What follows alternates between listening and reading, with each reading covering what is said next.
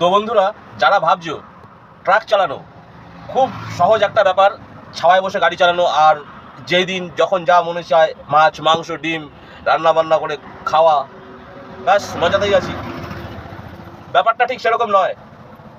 অনেক কষ্টও আছে।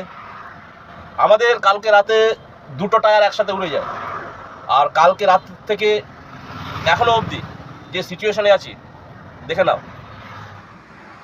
তো বন্ধুরা, আমরা যেখানে সমস্যাটায় পড়ি সেটা হচ্ছে উলবেড়িয়া পার্কিংটা যেখানে স্টার্টিং হচ্ছে ঠিক সেইখানে আচমকাই 2টো টায়ার উড়ে যায়, বাস্ট হয়ে যায়। যেহেতু আমি ডান দিক চেপে চালিয়ে আসছিলাম, সেক্ষেত্রে কিন্তু আমার গাড়িটাকে সাইড করতে অনেক সমস্যা হয়।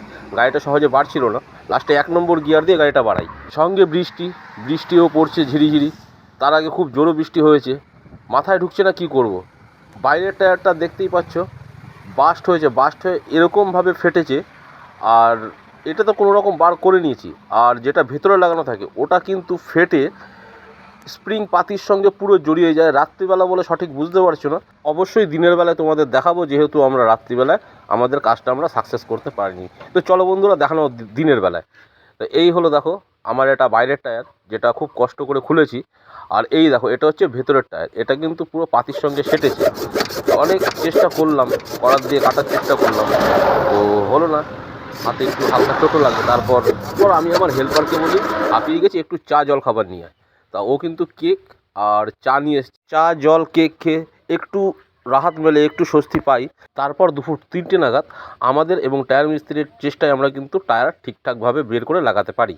তারপর কিন্তু আমরা গাড়িটাকে নিয়ে বেরোই এবং হাবড়ায় পৌঁছাই। আর পরের দিন সকালবেলায় মালটা খালি হয় আমাদের গাড়ির।